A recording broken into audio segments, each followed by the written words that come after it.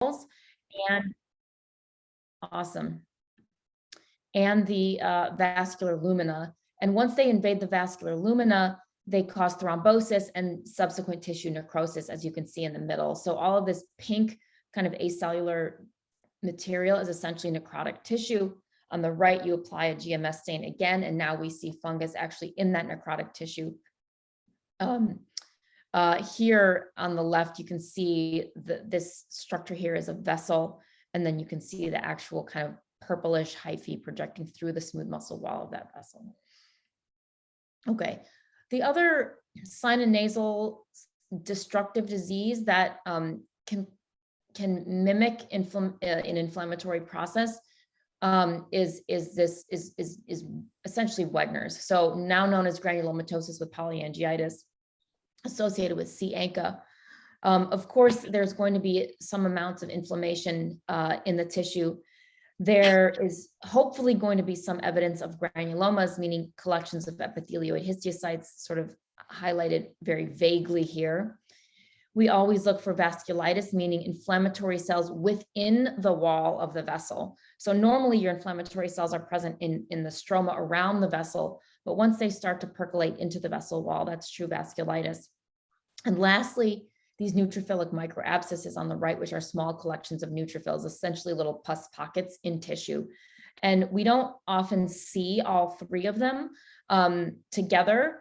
There's the granulomas, there's the inflammation in the vessel wall, and there are the neutrophils. It's thought that the presence of these neutrophilic microabscesses can actually be quite suggestive of the disease, even in the absence of the other two features, but it's always a clinical pathologic correlation and always associated, with hopefully some serologic testing. Those are essentially the non-tumorous lesions of the sinuses. Any questions before we move on to the tumors? Make sure the chat is nothing in the chat. Okay, awesome. So one of the more common tumors that we see are sinonasal, formerly known as Schneiderian papillomas. So the Schneiderian, membrane, quote unquote, is this specialized epithelium of the sinus that can sort of proliferate in these neoplastic outgrowths and ingrowths into the nasal walls. And so we consider sinonasal papillomas essentially benign tumors that occur most frequently on the lateral nasal walls, are composed of this extraordinarily thickened epithelium with this very, very nested growth. You can see here there are some cleft-like open lumina, but mostly these are sort of nested and solid and infiltrative into tissue. The surface, again, is thick. The surface characteristically has these tiny little clusters of neutrophils within the epithelium now. So Wegener's, we were looking at neutrophils in the stroma. Here we're looking at neutrophils in the epithelium. And this growth pattern, this thickened epithelium, and these neutrophils are very specific for sinonasal papillomas. It's said in about 20% of patients, these can develop into carcinomas. We've seen a few, but we see a lot of papillomas and very few carcinomas. So who knows if those rates are accurate, but they essentially can develop into invasive, essentially squamous cell carcinomas. These do have genetic drivers. A lot of these are related to mutations in EGFR, interestingly enough. There is a morphologic variant that is considered the oncocytic variant. It's essentially similar in its growth pattern, meaning it has both exophytic, almost papillary-like fronds, as well as endophytic nodules and nests, but the epithelium itself is much more eosinophilic. So oncocytes, if you remember, are cells that have abundant eosinophilic cytoplasm because they're rich with mitochondria. And so that's what these cells are, but they retain these little neutrophilic clusters in the surface. They retain the growth pattern. Interestingly, the genetic driver in these is different. It's thought to be related more to KRAS mutations.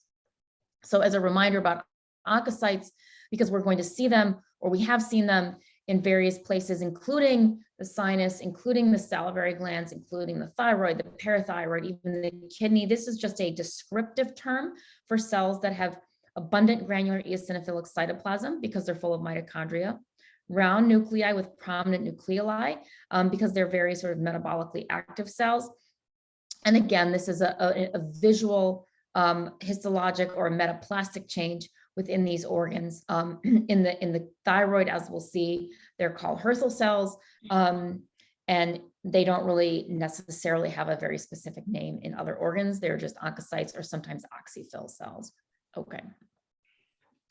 The next tumor. Sorry, did you say the theory is that 20% progresses to carcinoma? That's the data in the literature. Yeah. Okay, thank you. Honestly, I haven't seen that manifest in our internal practice, maybe because we monitor these patients very closely, but yeah, that's what's cited in the literature. Okay, in kids, tumors we're more likely to see, specifically in adolescent males, are nasopharyngeal angiofibromas. So, as you know, these are richly vascular and highly bloody lesions, right? These kids present with epistaxis. And so, interestingly enough, there are these cleft-like, slit-like vascular spaces. The angio part, the fibroma part is this essentially dense collagenous fibrosis in the background with these small little fibroblasts percolating between the collagen. These nuclei of the fibroblasts in the background are in fact positive for androgen receptor, which may be why they are sort of pubertally active in these boys. Interestingly, these also are related to beta-catenin mutations. So they often have beta-catenin expression in the nuclei of the tumor cells as well. So just like any Wnt sort of signaling pathway process, these can be present either in association with APCG mutations or sporadically, right? So regardless of whether they have beta-catenin mutations or APC mutations,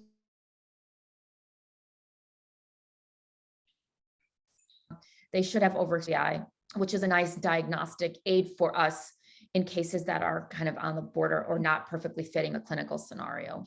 I don't have an image here, but as you know, these are often embolized. And so we sometimes see the embolic beads kind of in the lumina of the vessels that will give us an indication that this is, a preoperative procedure. Okay.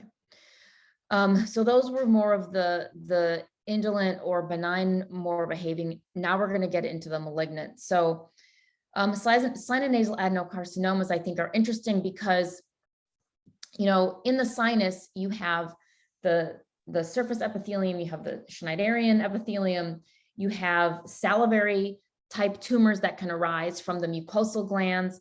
But these are sort of these entities that are unique to the sinuses, that are these non-salivary type carcinomas, but still kind of glandular adenocarcinomas. So there's the intestinal type and the non-intestinal type. The perfect, clinical pathologic correlation of the intestinal type is like some adult male who has some history of like occupational exposures to aerosolized dusts, wood dust, leather dust, and he presents with this thing in his nose, and it looks like colon cancer to us in pathology. With these very complex branching glands, with these elongated nuclei, it stains like colon cancer. So that would be specifically for cytokeratin 20, as well as CDX2. CDX2 is a nuclear marker that is quite specific for colonic kind of differentiation. So interestingly, if they have this occupational exposure and they don't have any existing colon cancer, we can make this diagnosis. That being said, colon cancers can and do metastasize to the head and neck regions. We've had them in rare occasions, but mostly when it looks like this, it ends up being a primary intestinal type of the nose. The non-intestinal type has no specific kind of predisposing conditions or morphology. It's sort of this tubuloglandular process with smaller nuclei. It has the opposite staining pattern. It stains for cytokeratin 7 rather than 20, and can be of various histologic grades. So here's an example of the non-intestinal type, again, with this kind of almost cribiform pattern. If you remember from your salivary gland studies, you may hear about cribiforming in adenoid cystic. This is not adenoid cystic for many reasons, but it can have that similar cribiforming pattern. Here's the intestinal type that is very more complex and branching, has these kind of tufts of cells that project into the lumen. And as you can see here, there's this dirty, grungy material within the lumen. That's kind of a neutrophilic infiltrate that's common not only in this cancer, but actually also in true colon carcinomas, hence colonic type. The higher the histologic grade, right? So more mitoses, more necrosis, the worse these can behave with metastasis, et cetera. The lower grade ones may refrain from overtly aggressive behavior, but just like anything, we grade them with the systems that we have available to us. One of the things that can occur in the sinuses that has a, I would say, morphologic overlap, but clinically very, very different would be these high-grade blue cell tumors. Any questions, or was that just an error? That was my bad, sorry. Oh, no worries. Okay. So these tumors that I'm showing you here are very similar, right? They're sort of sheets of cells without much architecture. The nuclei can vary from having nucleoli to being more open and pale to being very dark. But these are all different tumors. And so the only way to get to a really good diagnosis is based on immunohistochemistry and genetics. So these are some of the, I would argue, you know, more sort of challenging and or interesting things, because they rely a lot on ancillary techniques with subtle morphologic differences. The subtle morphologic differences here are on the bottom right. There's some dark pigment in the histiocytes around this tumor, which you may suggest already is actually going to turn out to be a melanoma. The one on the top right has sort of a more fibrillary eosinophilic background with really not many mitoses. This is more of a low-grade tumor. This, I believe, actually ends up being like an olfactory neuroblastoma.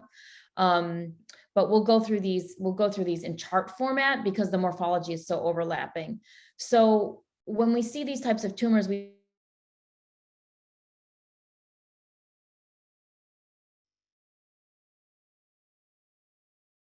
meaning are carcinomas of derivation, or are they keratin negative, meaning not carcinomas or not of epithelial derivation. Once we have something that has keratin expression, we always want to rule out something that has a squamous differentiation, because you can still get squamous variant carcinomas in the sinus. You can get just flat out conventional squamous cell carcinoma, but you can get variants, right? Like nasopharyngeal carcinoma, which would be related to EBUR or EBV. You can get midline carcinoma, which is actually a very aggressive variant of squamous cell carcinoma that is defined by nut gene translocations.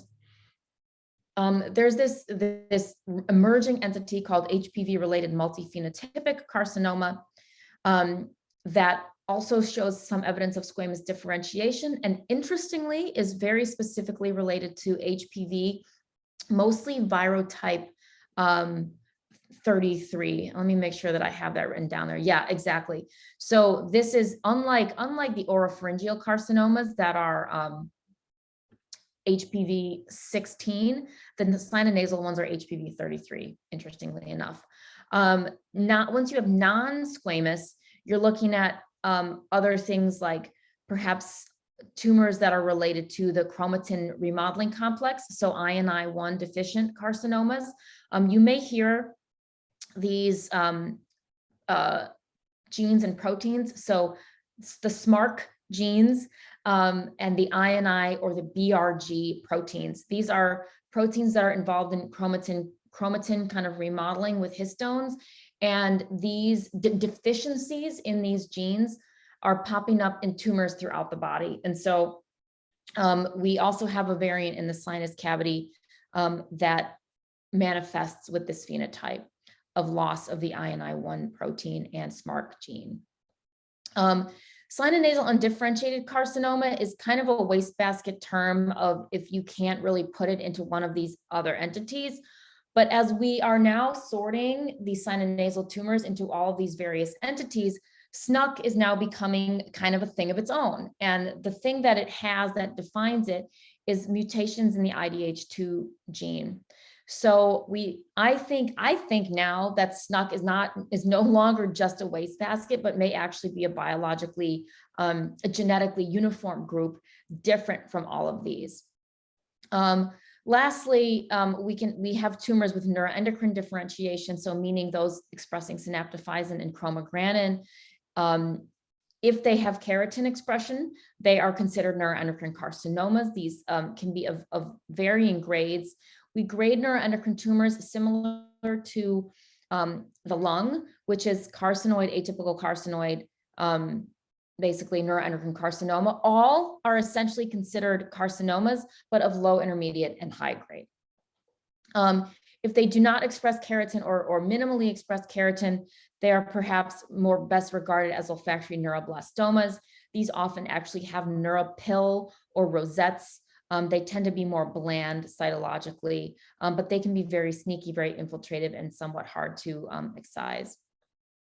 Other things that are a little bit more rare are things like Ewing sarcomas or melanomas. More often we see, Ewing's sarcomas in the soft tissue.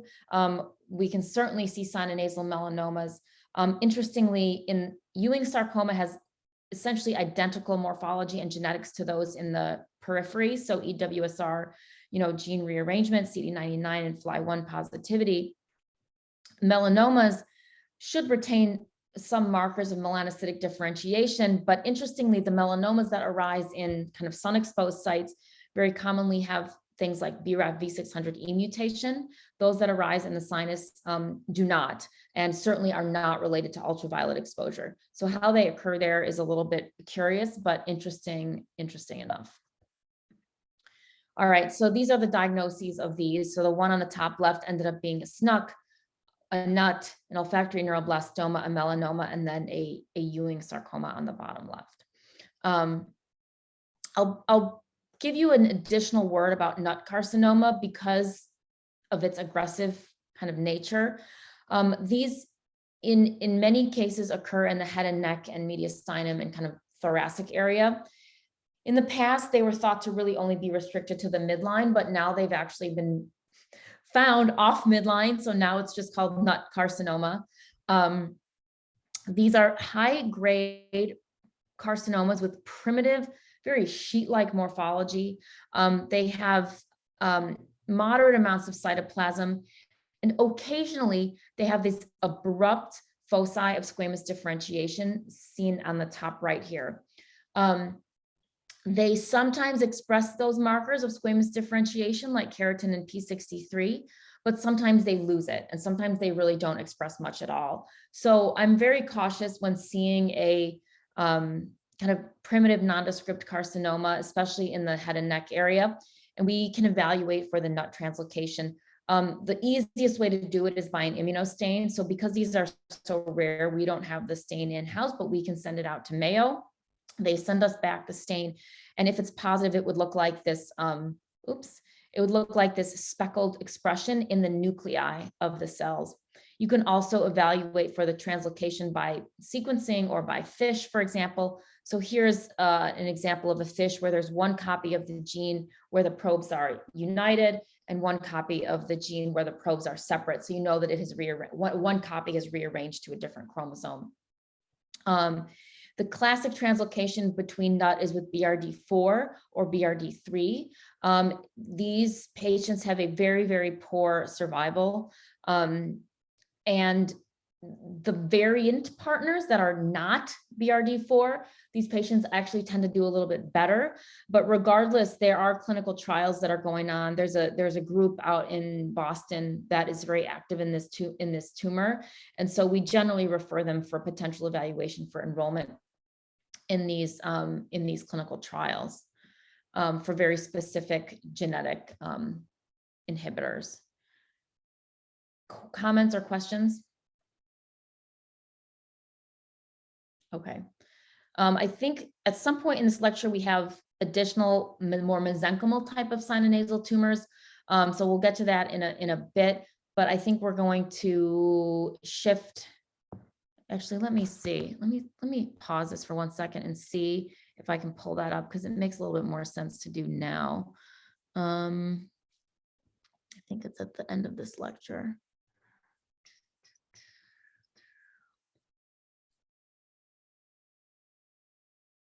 Yeah, let me do this. Okay. Hold on 1 second. Okay. Yeah, let's do this. Share that. All right, you see that full screen? Okay. All right, so we can have mesenchymal type of tumors that occur in the head and neck. Let me make sure that one. All right, we can have mesenchymal type tumors that occur in the head and neck. When you're dealing with kids, you're more likely to be thinking about something like a rhabdomyosarcoma. Rhabdo meaning striated or skeletal, myo of course meaning muscle, and sarcoma of course meaning a malignancy of mesenchymal origin. So this is a sarcoma with skeletal muscle differentiation. Mostly in kids in the first decade of life, you're going to be looking at either our area, head and neck, or down in the GU, sort of bladder, etc. If you ever hear of the term botryoid, that basically means almost a grape-like growth pattern of the sarcoma that protrudes into a space or out of an orifice. So in the sinonasal cavity, you may look like a bunch of grapes. Again, same thing in the lumen of the bladder, it may look like this kind of conglomerate. So that's what botryoid means. Regardless of that overall morphologic growth pattern, the histologies of various types are similar. So they all express markers of skeletal muscle differentiation, meaning desmin for the muscle filaments and myogenin or myo-D1, which are nuclear markers of skeletal muscle differentiation. The embryonal and alveolar subtypes can be somewhat morphologically different, with the embryonal being more spindled and the alveolar being more plump or epithelioid. But what's most important, regardless of the morphology, is the genetics. And so if there is a translocation involving the gene FORCHEAD, FKHR, formerly known as FOXO1, these patients have a worse prognosis, regardless of whether the morphology is spindled or nested. So when we have a rhabdo in a kid, we'll always do the translocation evaluation because it's so prognostically important. So it's either present or absent. And if it's present, patients do worse.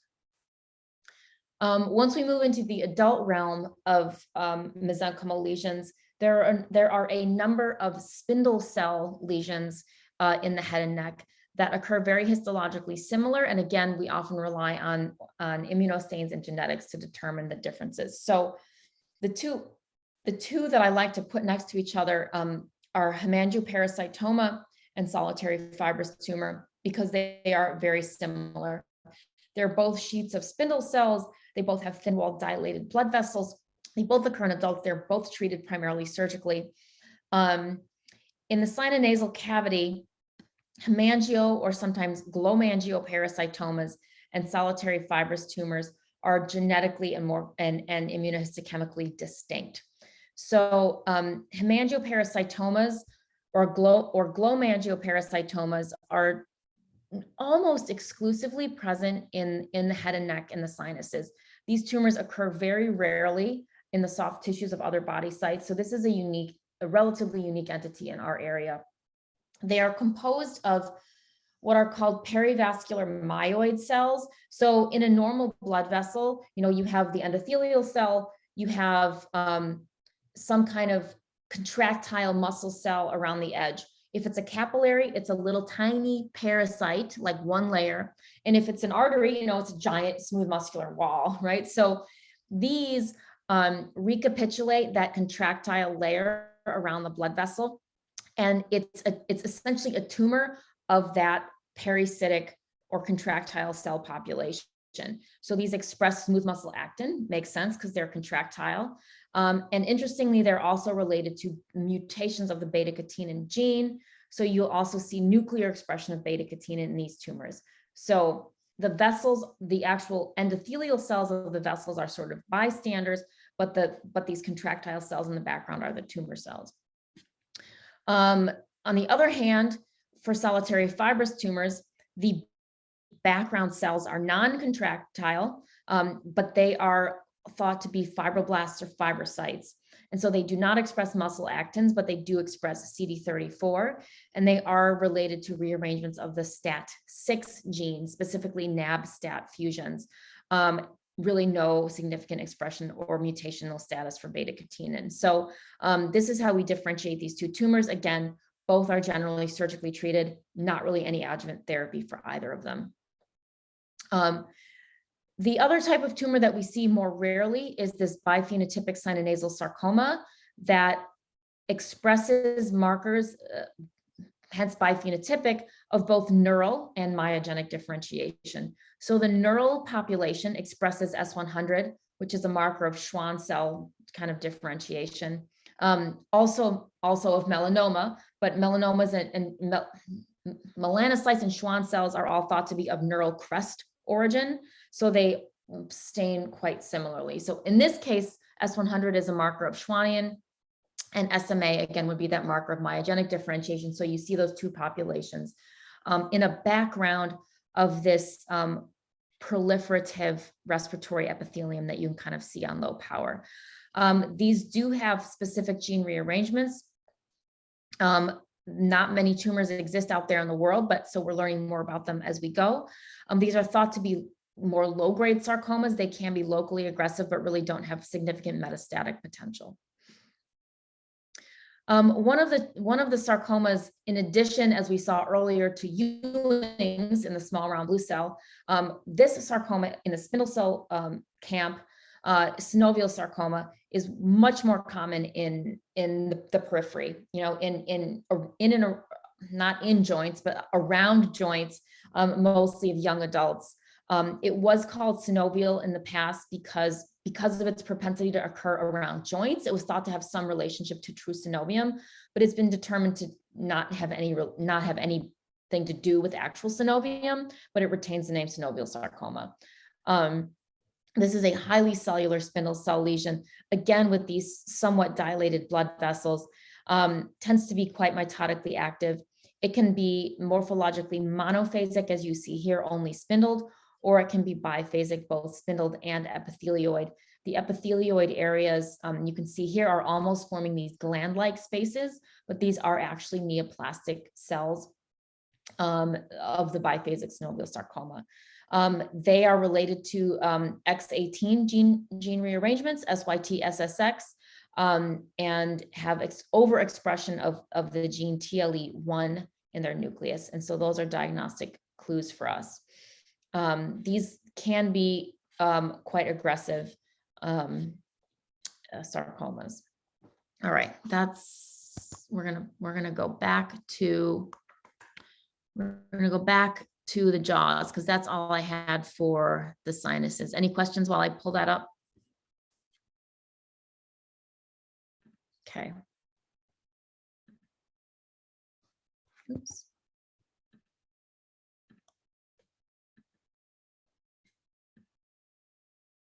Okay. All right, so mandible and maxilla. You know, there are a few things that happen in the jaws that are either reactive or odontogenic or mesenchymal. And so we'll go over the top ones in those categories. Normal bone and cartilage, you can see here just for comparison, you know, bone is a very, very dense pink or eosinophilic matrix. In its mature form, it is lamellated, right? So you see these sort of parallel lines. That's an evidence of mature bone. The osteocytes are present in their small little lacunae.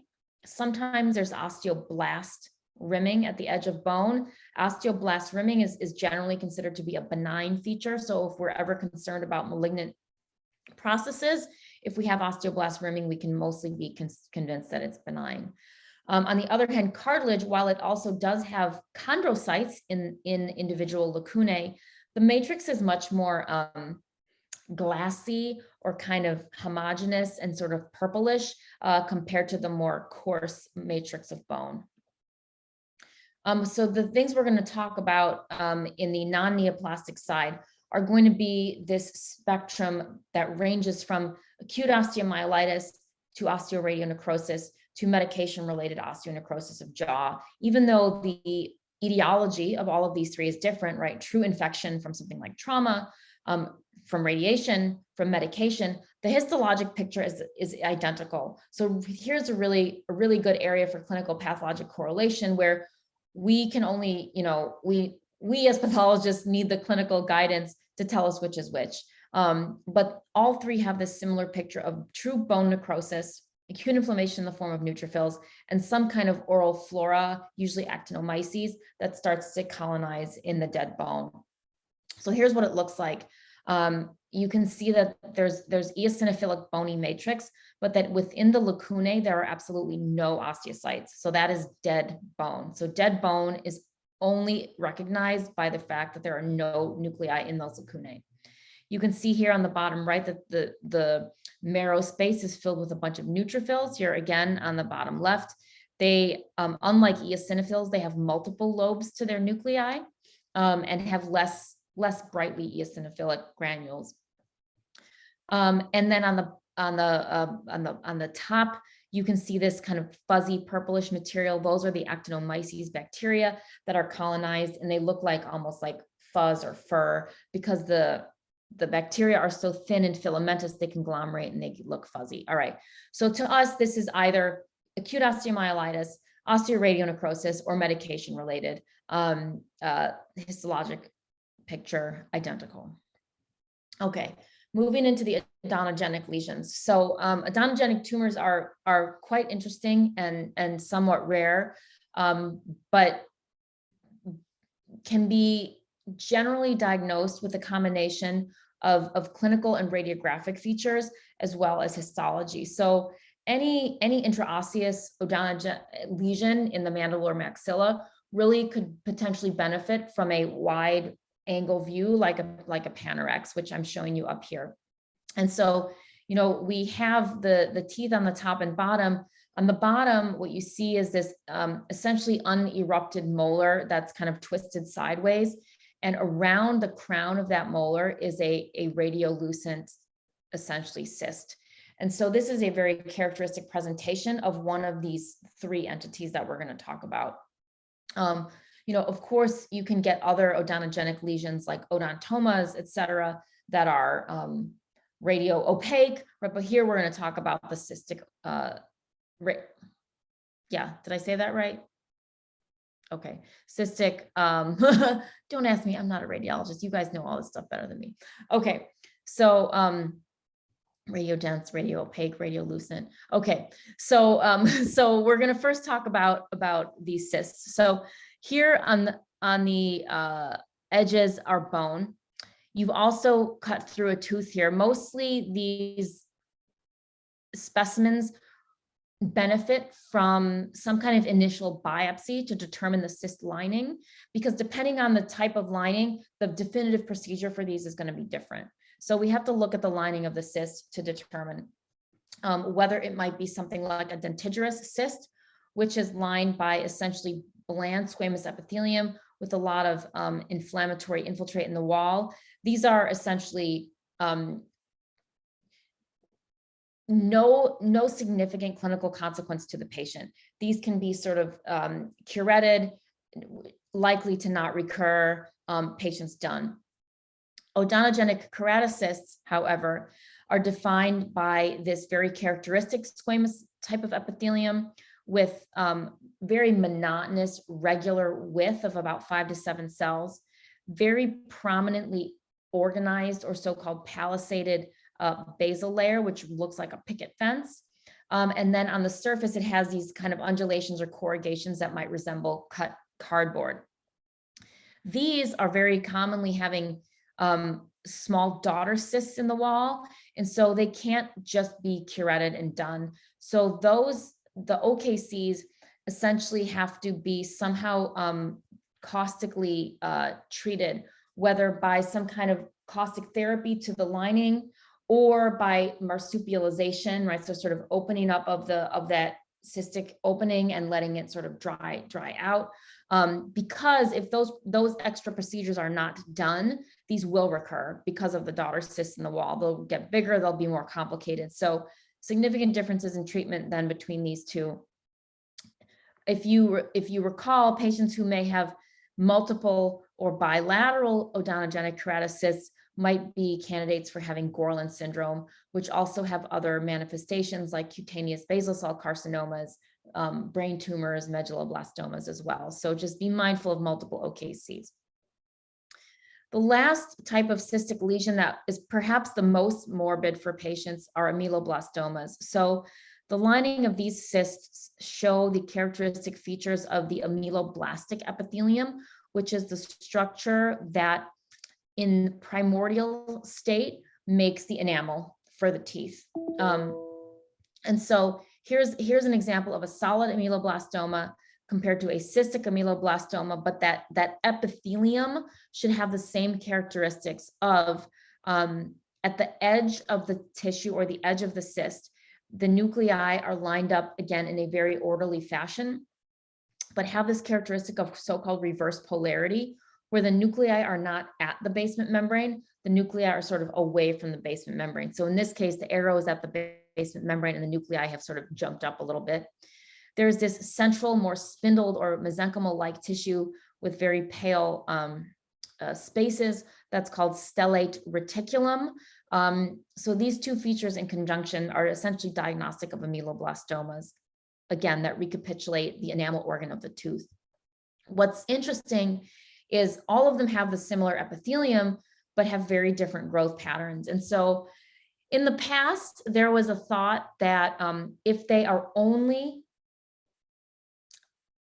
lining the lumen of the cystic space, that they can undergo perhaps simple enucleation or curettage.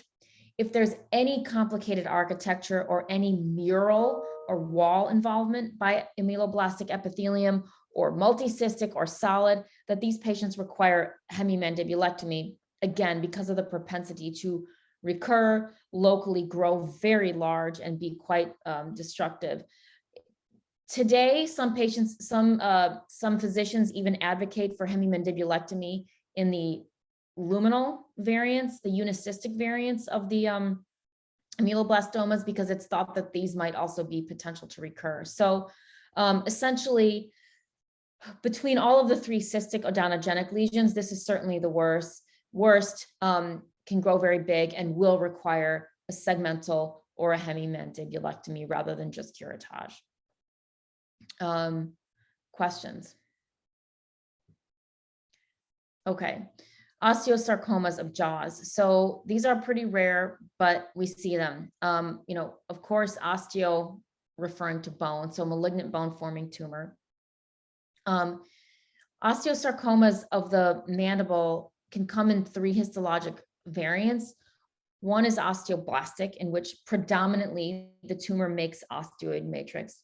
One is chondroblastic, in which the tumor predominantly makes chondroid or cartilaginous matrix.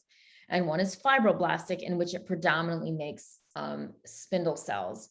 By definition, these all essentially have to make bone at some point in order to be called osteosarcomas. It's just a matter of the predominant matrix pattern. All of them have malignant look appearing cells, so enlarged, dark, hyperchromatic, mitotically active, whether they be of osseous or chondrous differentiation. So interestingly, if you compare osteosarcoma of the craniofacial bones to osteosarcomas of the long bones, there are some differences. So osteosarcomas of the long bones tend to occur in teenagers, generally teenage males, generally around the knee, generally are osteoblastic in morphology, generally high grade, and are treated with neoadjuvant chemotherapy in order to decrease the malignant burden within the bone, but also catch any micrometastatic disease that might be present around the body and in the lungs. Then they are resected after neoadjuvant. In the craniofacial bones, these tend to occur in a little bit of an older age, so the peak is thought to be in the 30s, is usually more chondroblastic in morphology, and does not respond well to chemotherapy, regardless of what histologic grade it is assigned. Therefore, in most cases, these patients do not undergo neoadjuvant chemotherapy. Their primary treatment is surgical, and their chances for the best outcome are complete excision, step one in the first operation. So incomplete excision Positive margins may put them at increased risk for local recurrence. Sometimes if these are histologically high grade, they may undergo some kind of adjuvant therapy, but interestingly, they respond much less favorably to those ancillary treatments. Okay. Do we know why that is? Why they don't respond to chemo? So my theory, I don't know if this has been validated, is probably because of the chondroblastic differentiation that they show. So when something lays down cartilaginous matrix, it essentially excludes blood vessels. It is essentially an avascular process. Normal cartilage and neoplastic cartilage are very paucivascular. And so unlike the bony production or the fibroblastic production, that retains its vascularity. So my theory is that it just doesn't have access to those circulating chemo agents. Therefore, it's not as likely to respond, right? So if you don't have vessels, you don't have access to the drugs, and you're not going to respond. That's my theory. It's the same with chondrosarcomas, for example.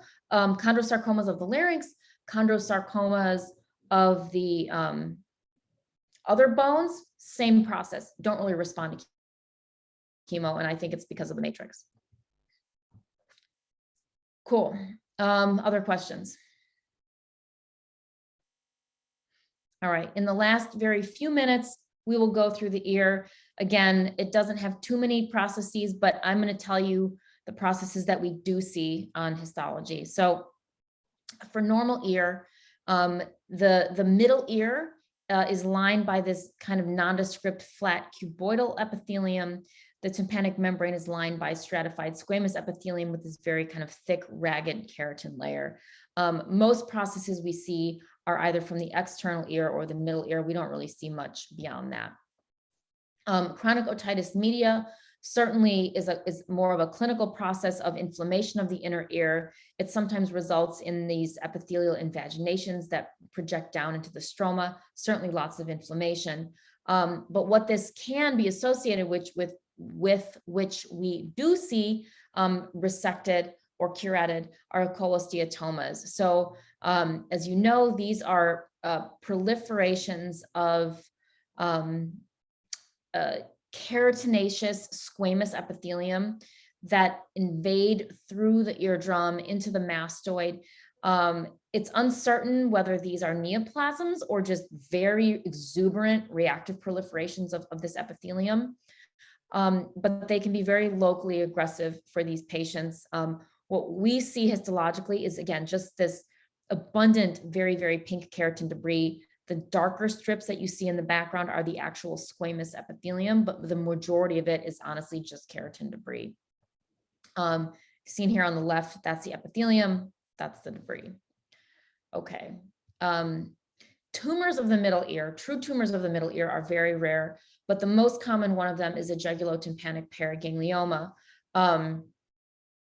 or sometimes known as, right, a glomus tympanicum. So I'll make one small nomenclature caveat. So there are two types of sort of glomus tumors.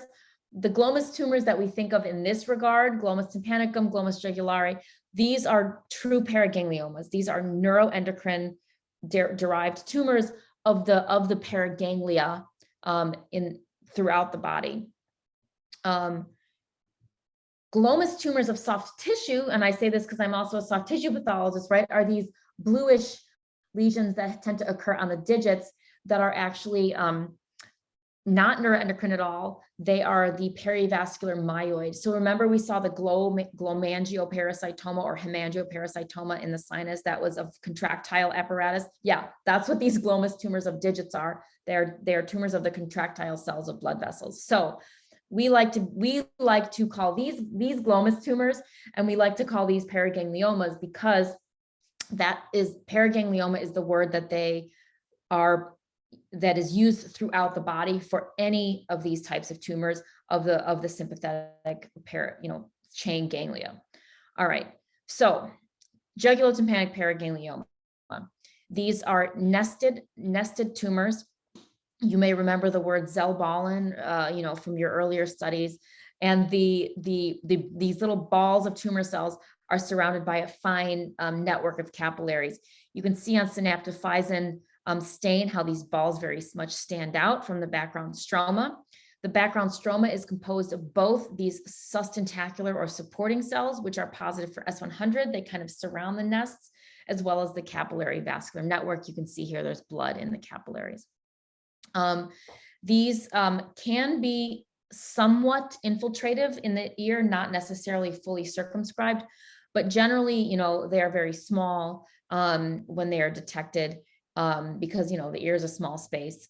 So this is what we would see if a paraganglioma were in fact resected. Neuroendocrine marker positive, keratin negative. So, right, these are not epithelial. There are epithelial tumors of the inner ear called middle ear adenomas that are keratin positive, that have a either kind of trabeculated or gland-like architecture. Some of them recapitulate the ceruminous glands that's seen on the right. They have this very kind of abundant pink cytoplasm with an inner and outer cell layer that resembles the ducts of these glands. But both of these are essentially variants of middle ear adenomas. Again, benign epithelial neoplasms, very rarely seen on resection. Even rarer, right, is the papillary endolymphatic sac tumor, which we know is associated with von Hippel-Lindau syndrome. So I was lucky enough to see one of our in-house specimens of one of these. Generally occur within the ear inside the temporal bone, can result if they are locally invasive in hearing loss, but really no metastatic potential. They have this papillary frond-like architecture and are lined by clearish cells. In von Hippel-Lindau syndrome, because von Hippel-Lindau is the gene is associated with sort of angiogenesis oncologically. A lot of the tumors in VHL are very richly vascular and sometimes either clear cell or papillary morphology. So listed here are the other types of tumors you may see in VHL syndrome. I think that's it for now. Do you guys have any questions, comments, or is there anything that I missed? Mm-hmm. Hey, so we had a question on our in-service, kind of looking at like the endolymphatic sac, and it's like either a tumor or like otic syphilis. Do you have any pictures of what like syphilis would look like? Ooh, I don't, but I can tell you that in most places, syphilis is a very plasma cell rich disease. So we've seen oral syphilis, certainly cutaneous syphilis, and generally the only clue we have is how very rich in plasma cells it is. And then we apply a treponema pallidum stain, and you can actually see the little spirochetes in tissue, but I've never seen it in the ear. My assumption would be it would be similarly plasma cell rich. All right, thank you. Yeah. I actually had another question, Dr. Cipriani, for the sinonasal stuff. Mm-hmm. That HPV 33 associated tumor, do you usually see that in the sinus cavity, or sorry, the nasal cavity or the sinuses? Where does that, or like the nasopharynx, where does that typically present?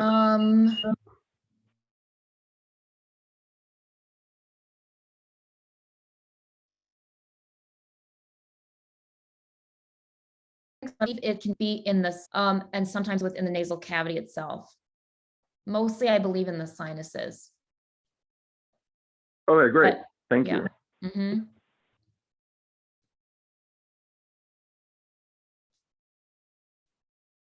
What else?